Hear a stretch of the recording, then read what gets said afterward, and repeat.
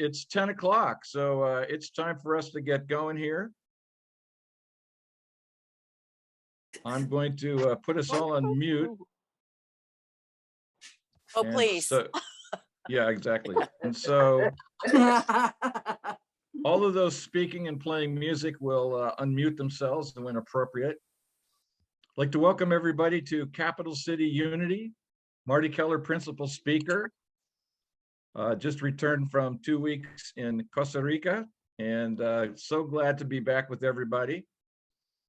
And let's celebrate being together, as we always do, by singing our opening song, "This is the Day the Lord Has Made." And no matter where we are in the world, this is the day the Lord has made.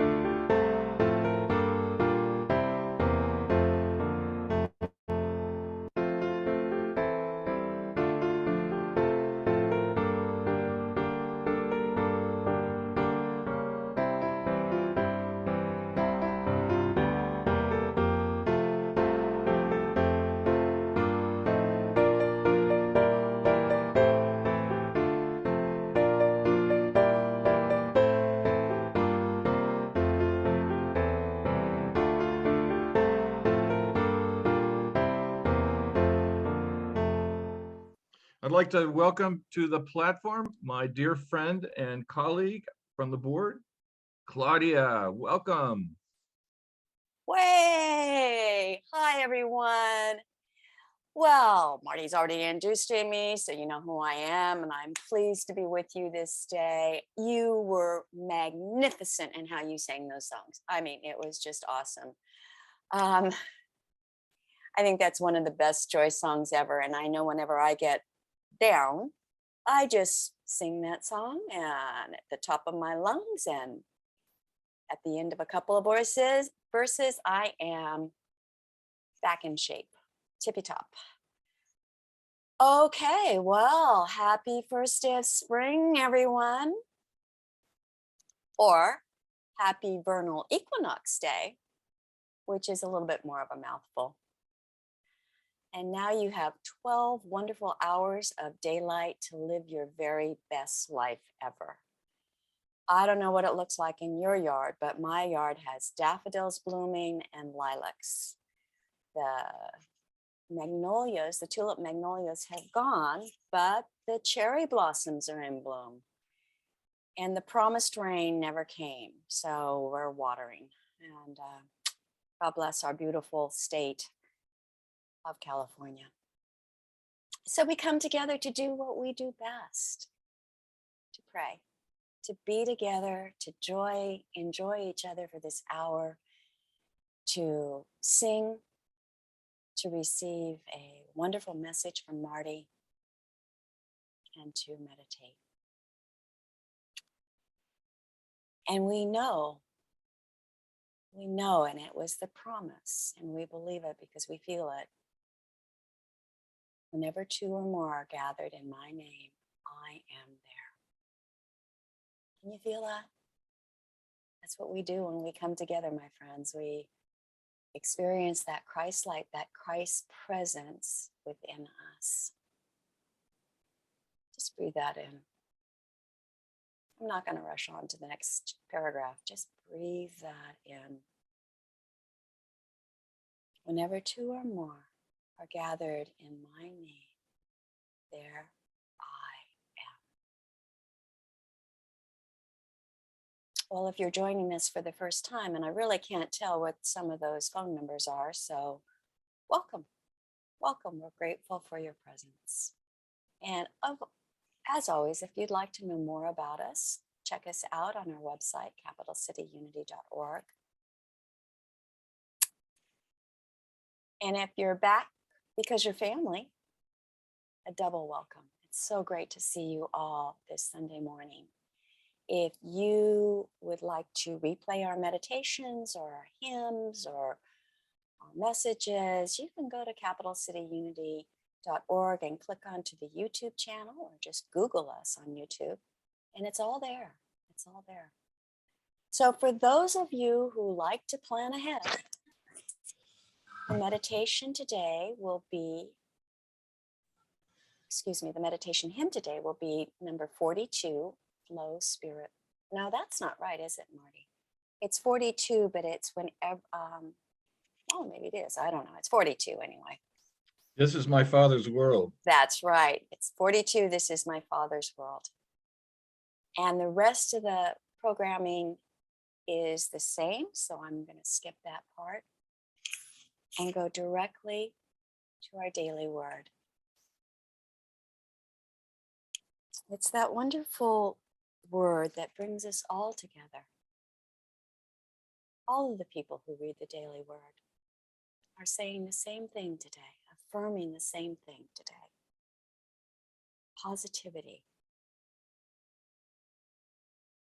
I plant seeds of positivity and harvest joy.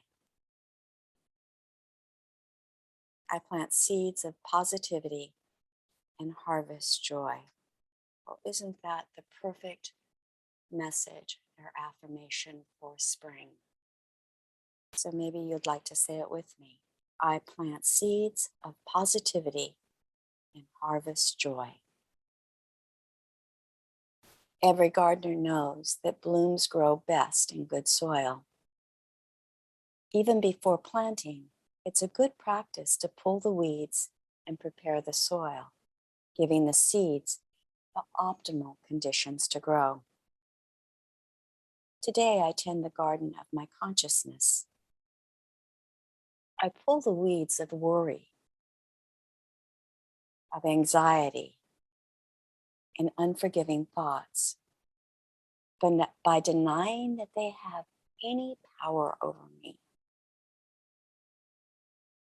And in doing that, I create a fertile environment for new positive thoughts to grow through regular prayer and meditation.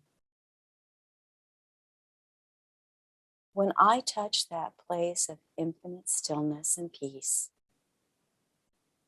I affirm wholeness, prosperity, happiness, and security for my life. Like bright flowers, these positive thoughts bloom and grow in my consciousness.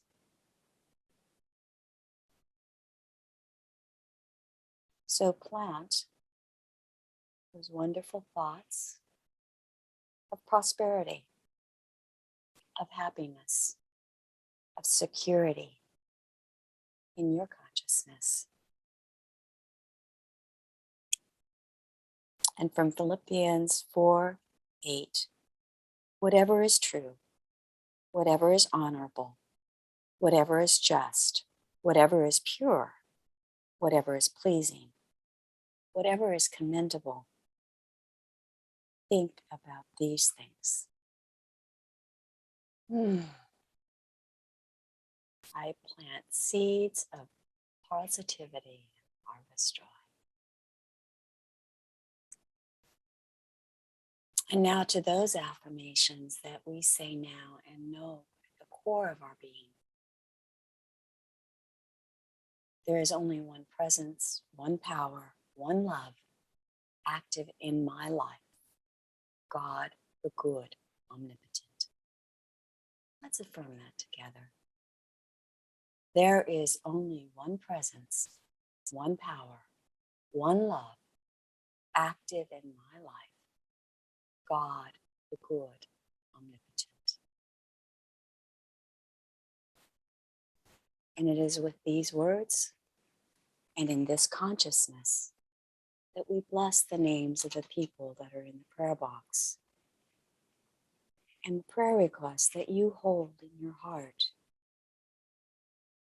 We know as we speak our affirmations and pray today that we see them in that healing light of love, of health, of prosperity, and of the peace that passes all understanding.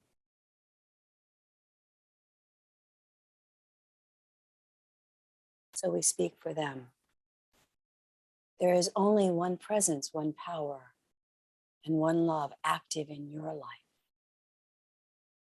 God the good, omnipotent. Can you say that with me? Maybe mentioning their name in the privacy of your own home. There's only one presence, one power, and in your life. God the good, omnipotent.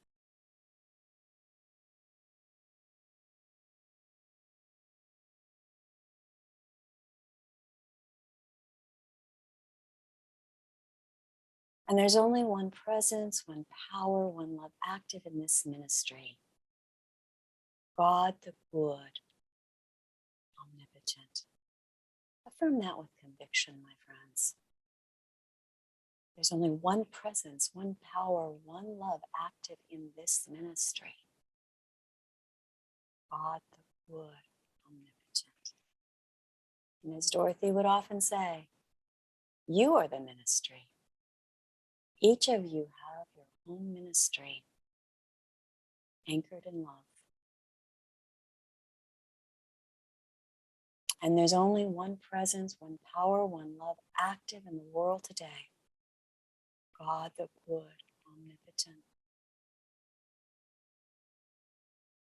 See that and feel that and know that as we say that together.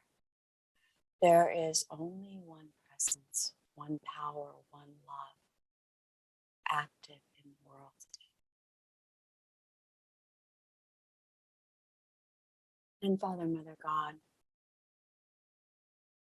we pray together with our brothers and sisters throughout the world.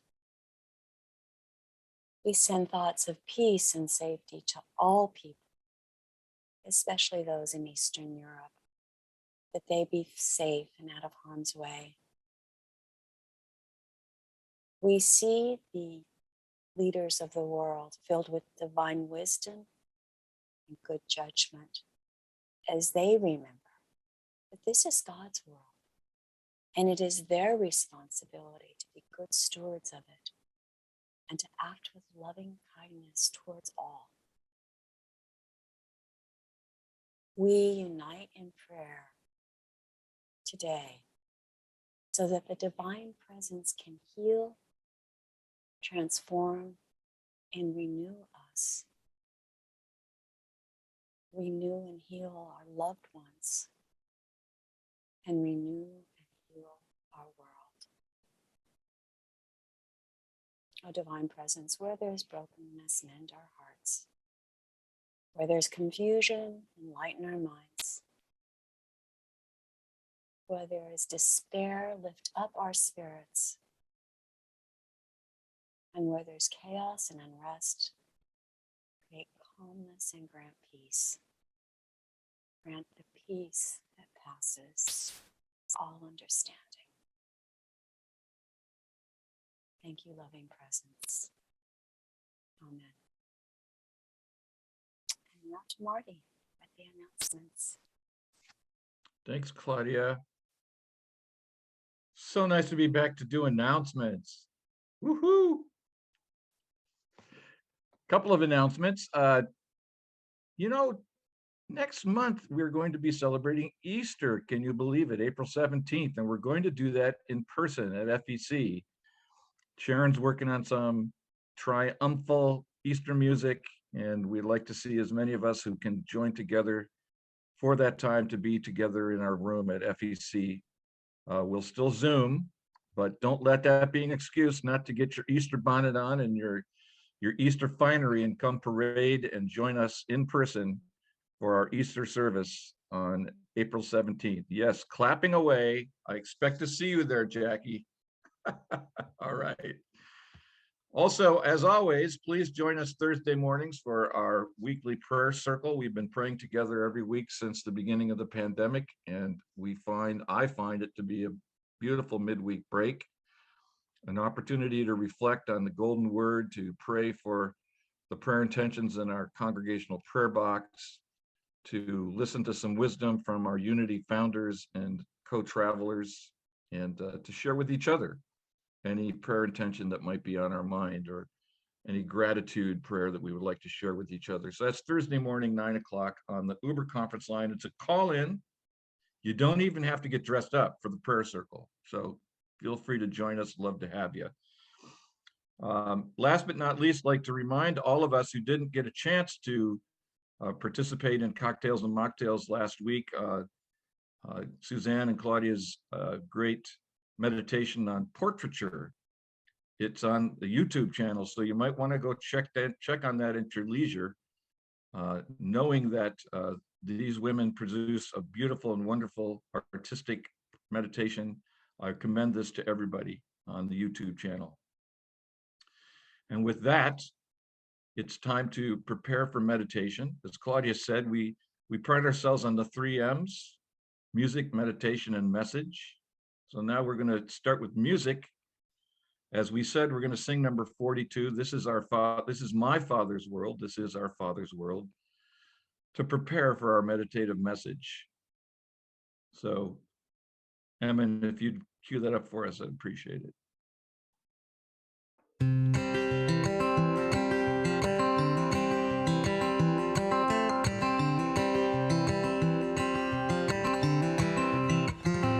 This is my Father's world, and to my listening ears, all nature sings, and round me rings the music of the spheres.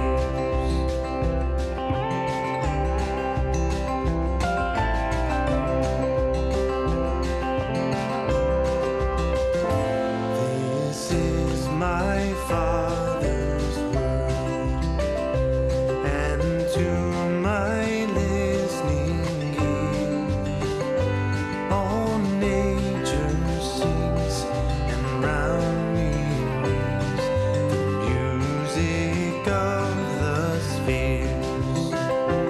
This is my Father's world. I rest me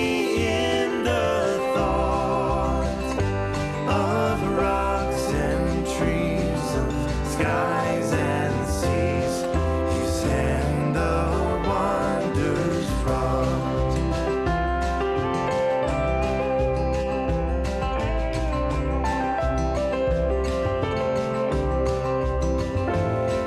This is my Father's word.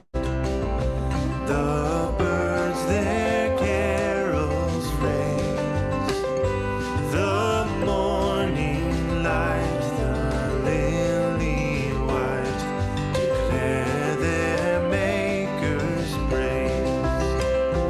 This is my Father's world.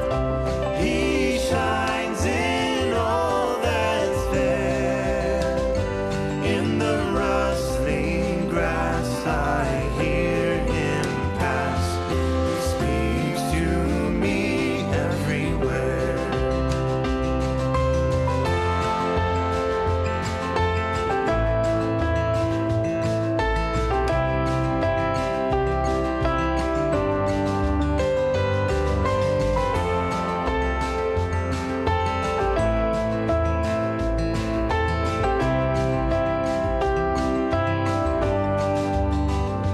This is my Father's word.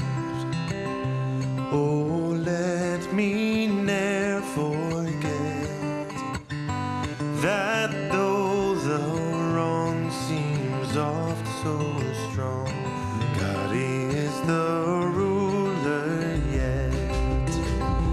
This is my Father's world. Why should my heart be sad?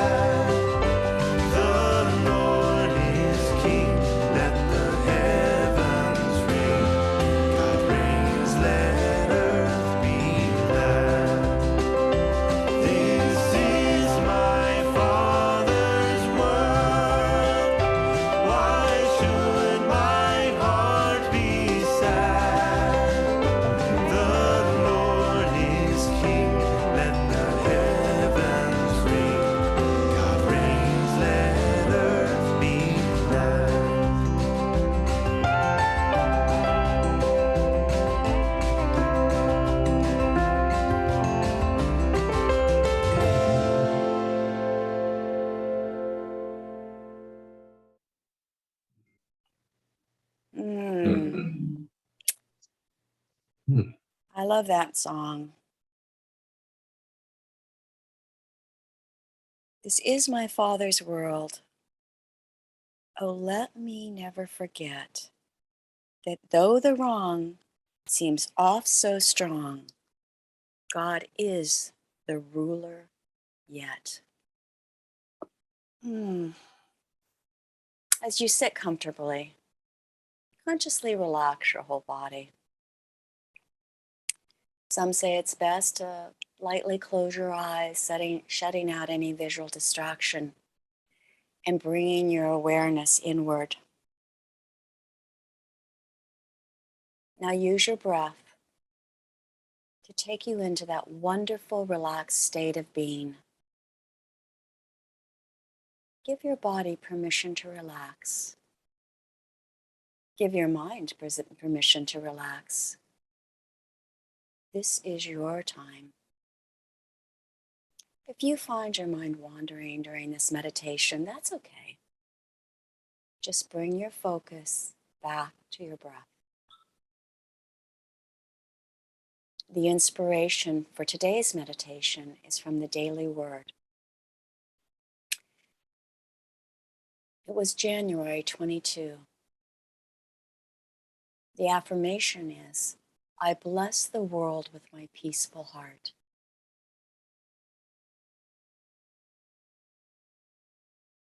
I bless the world with my peaceful heart.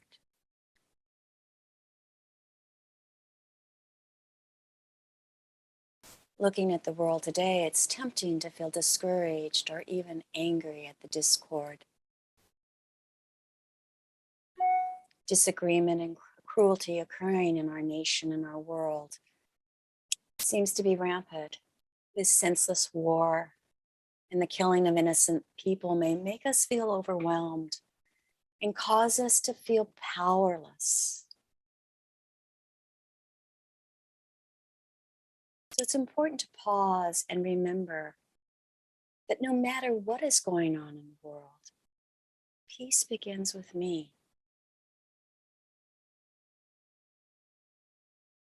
I find wisdom in the words of Dr. Martin Luther King, who said, peace is not merely a distant goal to seek, but peace is the means by which to arrive at that goal.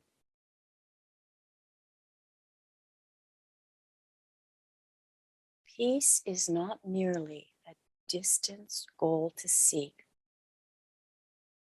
but peace is the means to arrive at that goal.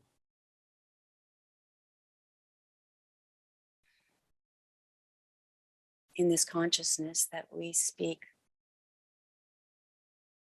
and think and feel loving kindness.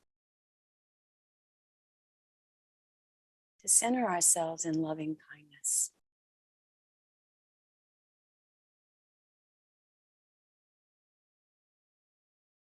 First, we'll speak the words for ourselves because we need to reach that place of our highest power. And then we'll speak for others, seeing peace radiate out from us like the ripples in a pond. Let my words be your words. As we relax into the consciousness of peace and of love. May I be safe from inner and outer dangers.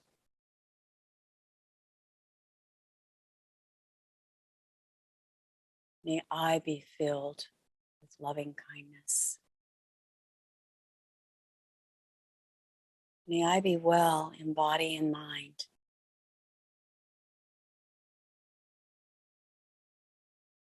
May I be at ease and happy. May I be at peace.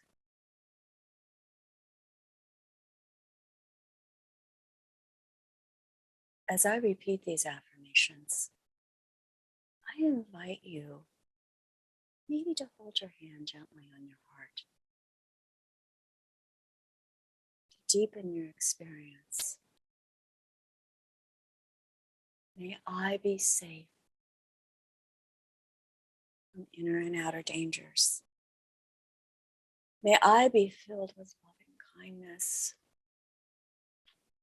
May I be well in body and mind. May I be at ease and happy. May I be at peace.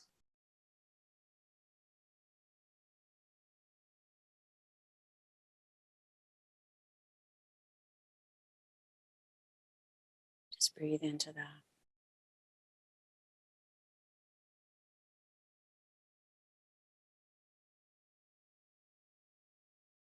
And now let my words be your words.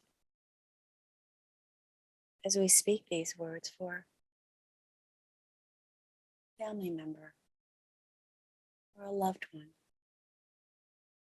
So someone who that we love with all our heart and wish only the very best for. Someone that has chosen to take this journey with us. You might find that several loved ones come to mind. It's wonderful.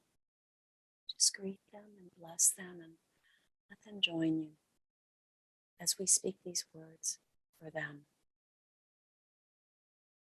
May you be safe from inner and outer danger. May you be filled with loving kindness. May you be well in body and mind. May you be at ease and happy.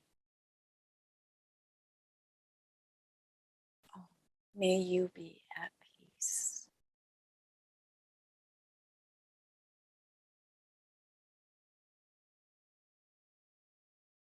I like to whisper their names at this point.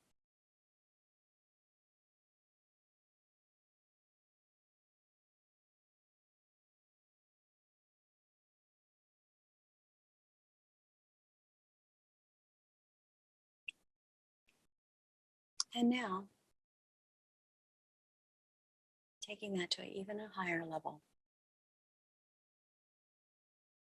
Now we speak these words for someone whose behavior annoys or upsets you. Someone who you may perceive as an enemy or an opponent. This for you might be a difficult task, like it is for me sometimes. Maybe you're thinking of someone in the world that you dislike the most right now. However, when you wish good for these others, an amazing thing happens. You loose them and let them go. They are no longer bound to you by thought. You are no longer hooked to their behaviors. And it sets the groundwork for a shift in consciousness for them,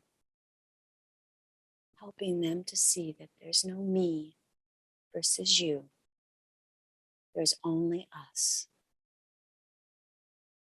So for that person or those persons, we speak, may you be safe from inner and outer dangers. May you be filled with loving kindness. May you be well in body and mind. May you be at ease and unhappy and express loving kindness to all. May you be at peace.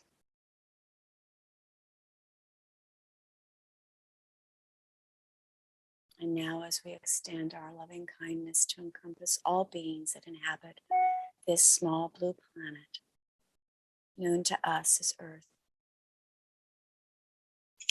let us speak loving kindness, extending out as ripples in a pond, beginning with each of us and moving out in circles.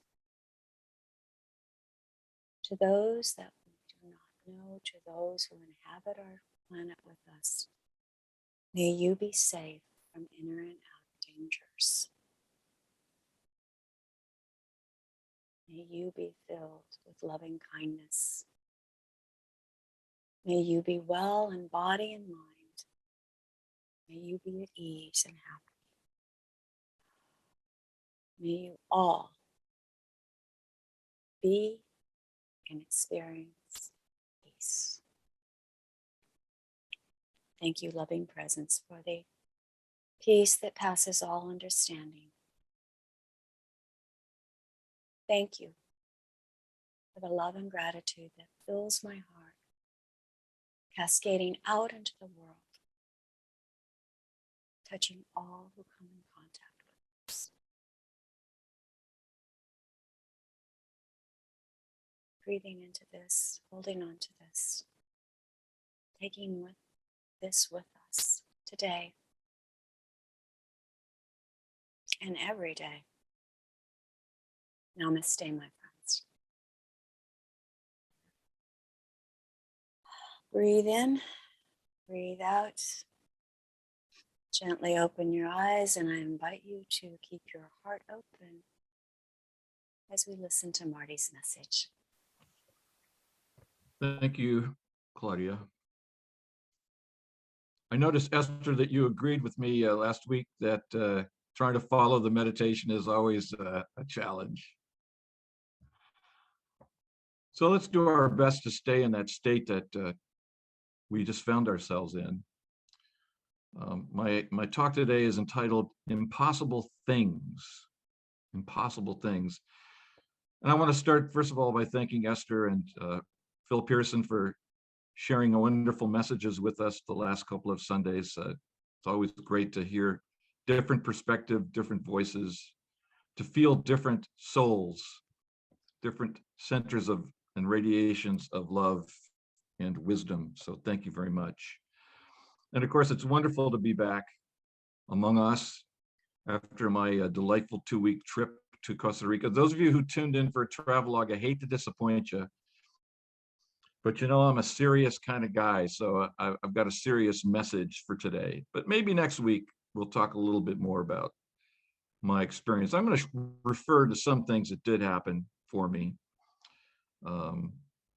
But I'd like to acknowledge that I'm grateful for the luxury of travel, not just the luxury of visiting other countries and cultures, but the luxury of getting away, however briefly, from my own. It's so easy to take everything for granted in our own environment, isn't it? Seeing things from a different perspective is a very healthy contribution to our spiritual lives.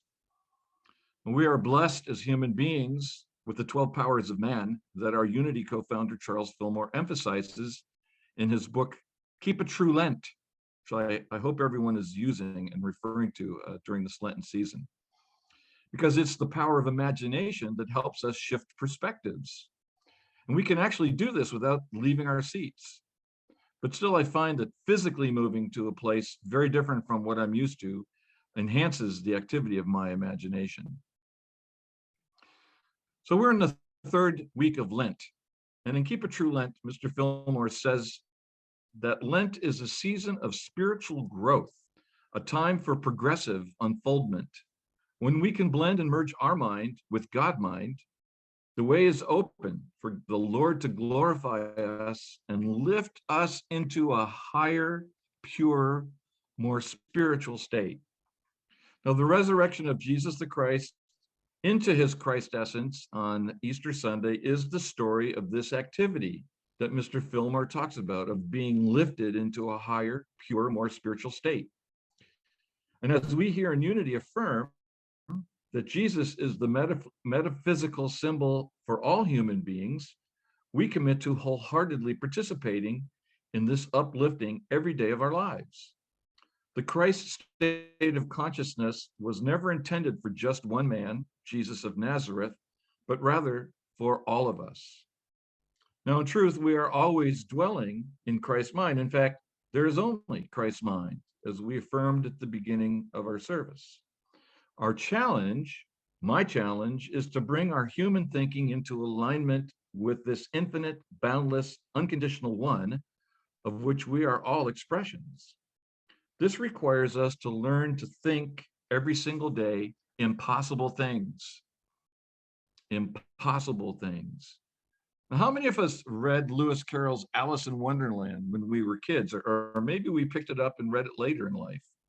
There's a great passage in Alice's conversation with the Queen of Hearts where Alice gets a lesson in believing impossible things.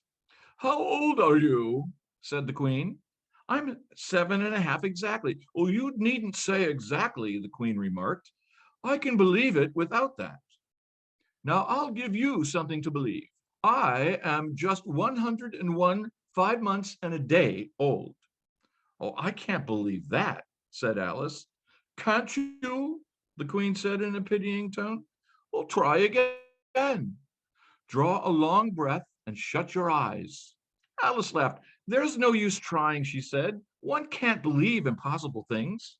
"Oh, I dare say you haven't had much practice," said the Queen. "When I was your age, I did it for half an hour a day.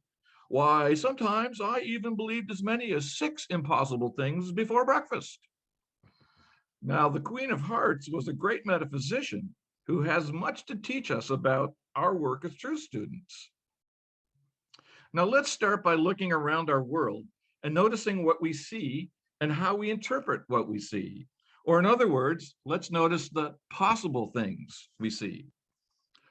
As Claudia shared in the meditation, we see a brutal war in Ukraine, a David and Goliath struggle between a small country and a major world power. We are told that any day now, Vladimir Putin could unleash tactical nuclear weapons, and then who knows what will happen to us all.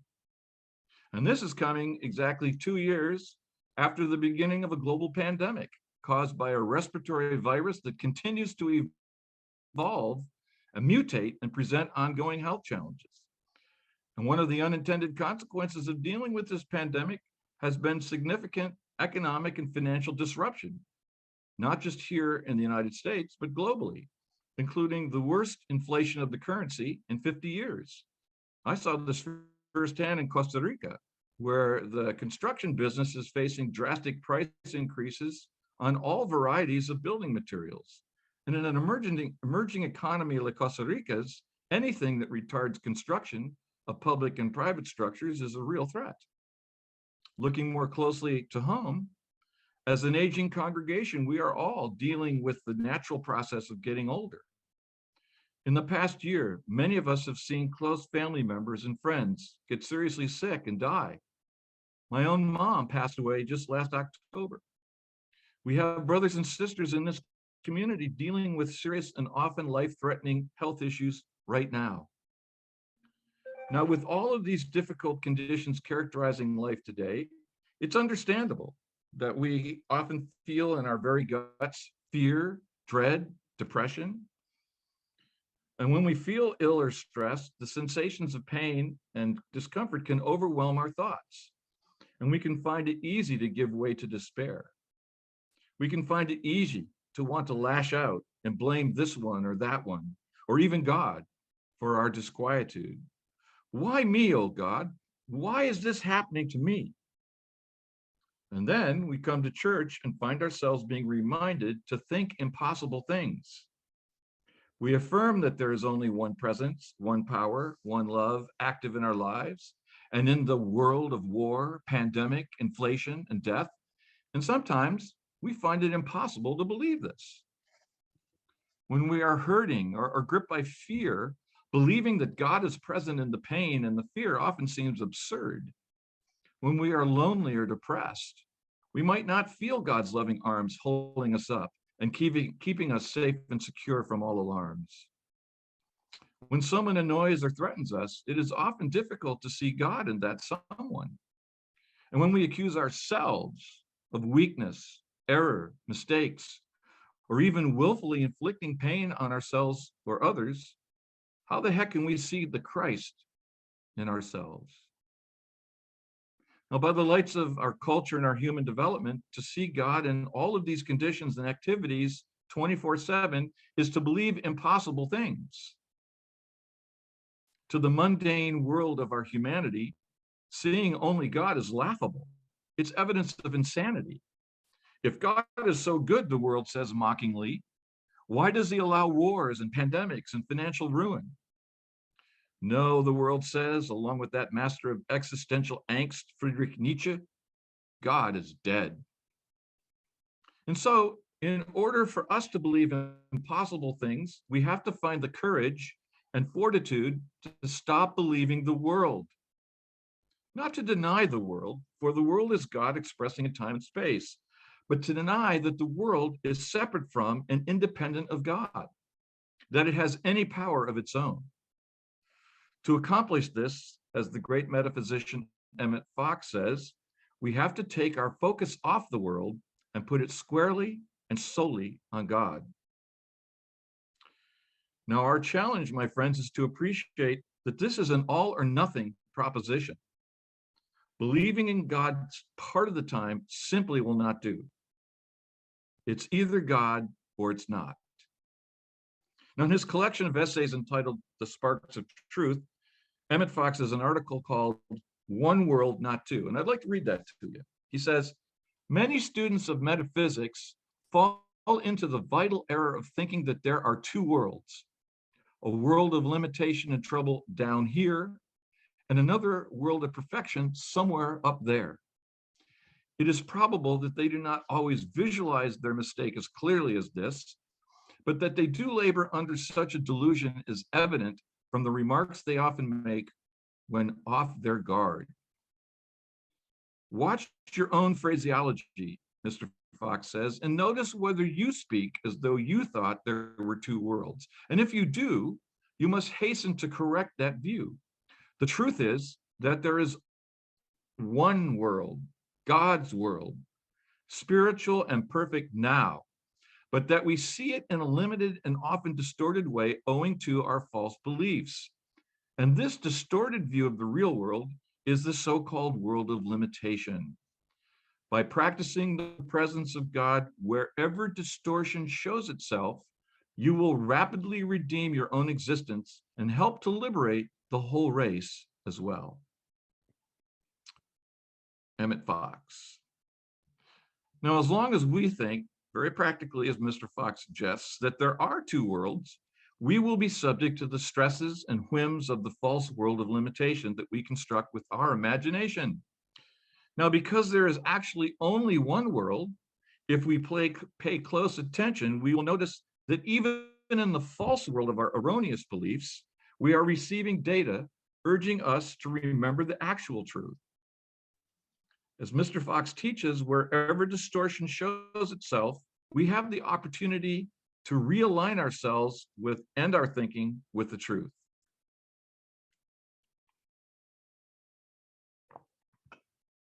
Now, if you're like me, any given day offers a myriad of chances to acknowledge distortions in our thinking. That was one of the values that I found in my trip to Costa Rica. For being in a foreign environment actually caused my habitual error thinking to stand out more starkly than usual. And even more usefully, the vividness of these negative and judgmental thoughts provided me the chance to use my power of imagination even more creatively to get myself back into alignment with the Christ mind within. I found myself willing to be quite extravagant in the words I employed to get right with God. Now, seeing only one world instead of two requires practice, practice, practice. What does it require? Practice, practice, practice. We are called upon to exercise discipline and patience in the diligent cultivation of Christ consciousness. In the accountability practice that I'm involved in, one of our principles is the quality of my life is determined by the focus of my attention. Where do we put our attention? Well, where we focus our attention is a matter of an inner discipline applied with love and compassion. The Queen of Hearts understood this well. She told Alice that she couldn't believe impossible things because she didn't have much practice. Now, here's the thing that we've said many times before here. We are always creating our world. We are always creating our experience with our thoughts. If I am thinking erroneous or limiting thoughts, then I am creating a world of errors and limits. And since this is how we were raised from infancy, we can do this without conscious effort. We think or believe something, and then we see it affirmed out there. Now, the practice we are now engaged in is thinking about and believing in God alone.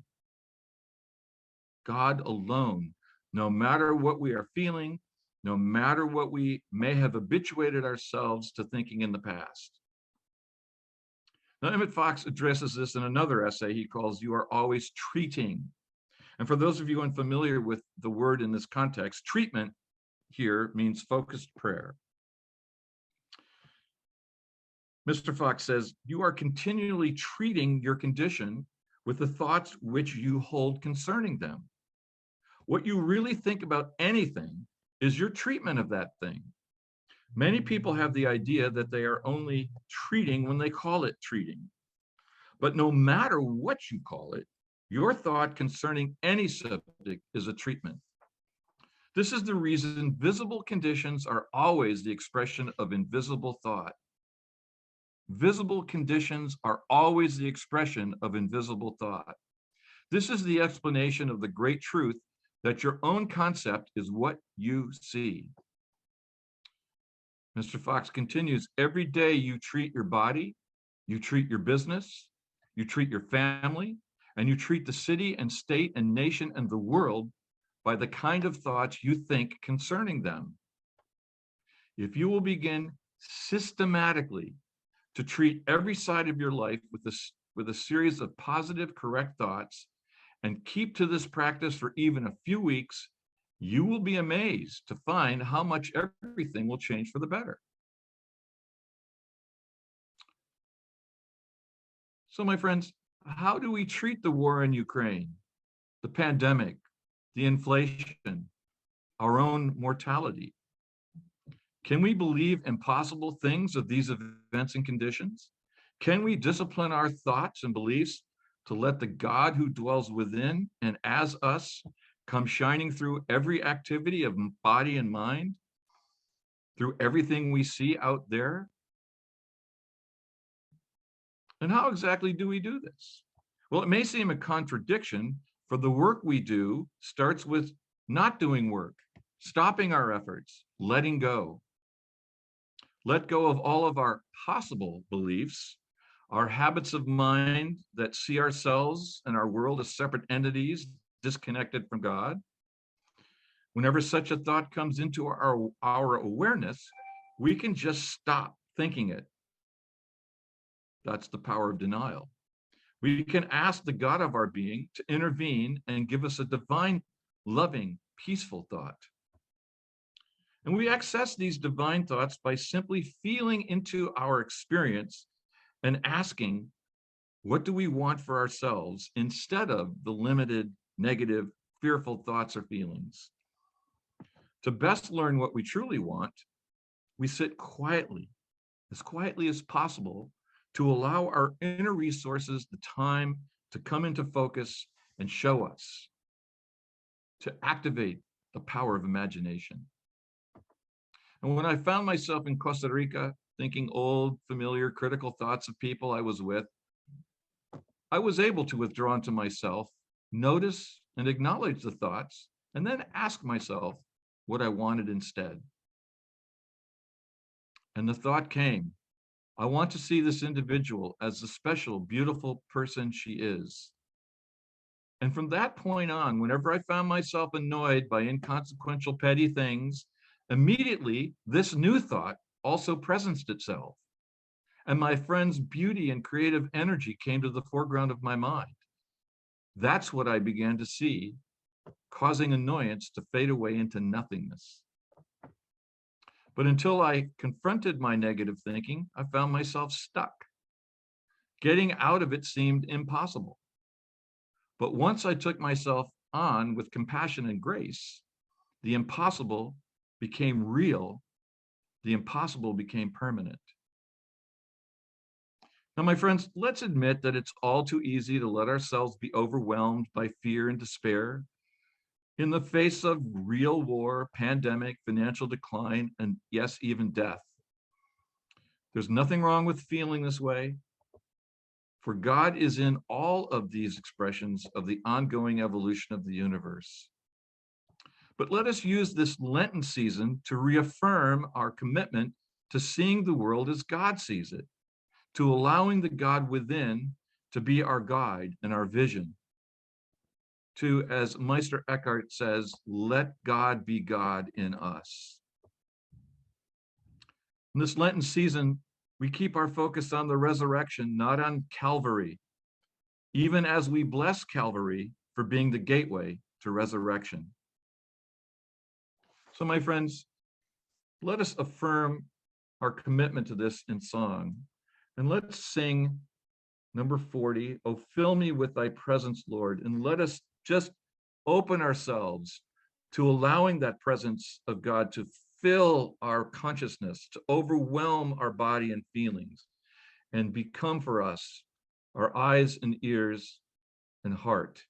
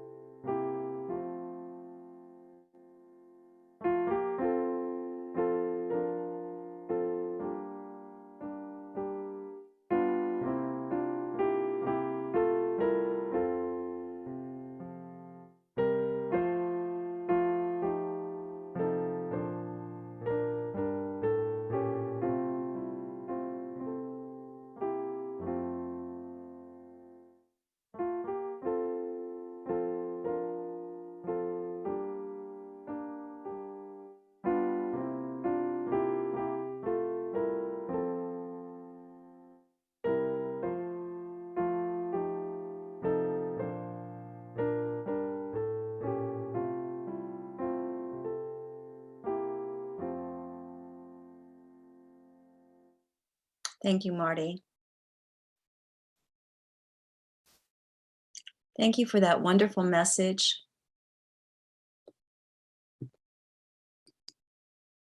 And thank you for that centering and that reminder that within all of us is that monkey mind chatter and the ability to move back into a place of peace.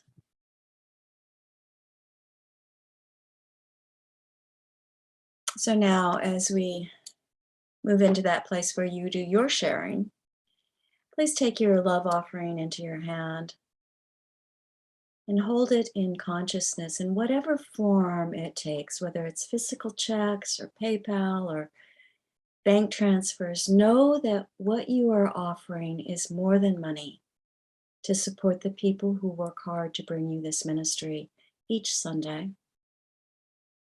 Your offering is a reflective of your consciousness of love, gratitude, and appreciation for the message that Capital City Unity brings into your life, for the peace that Capital City Unity brings into your life, and for the love that Capital City Unity brings into your life.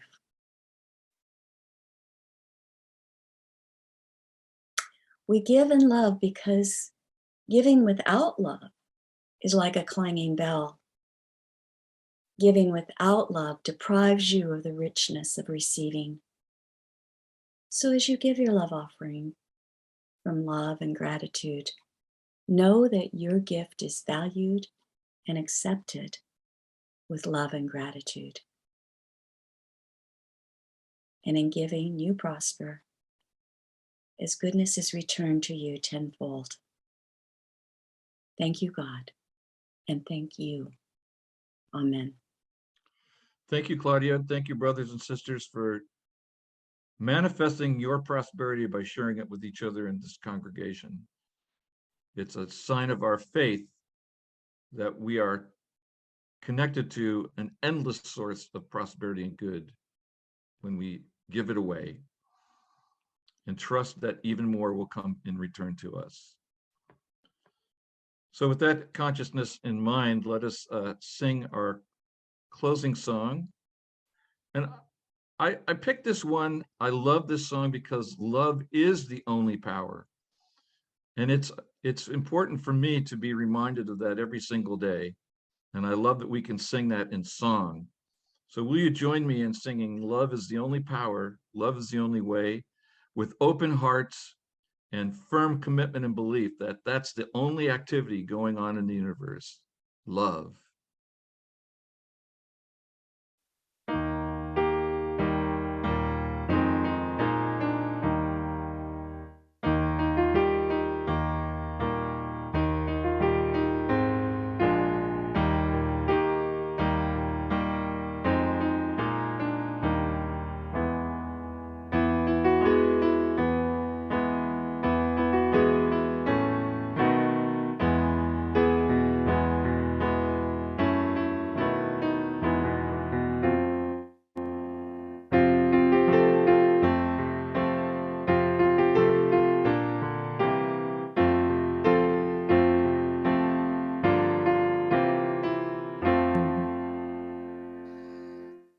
Now I invite us all to unmute our microphones, turn on our cameras so that we can see the eyes of love shining through all of us and with all of us as we say together our prayer for protection.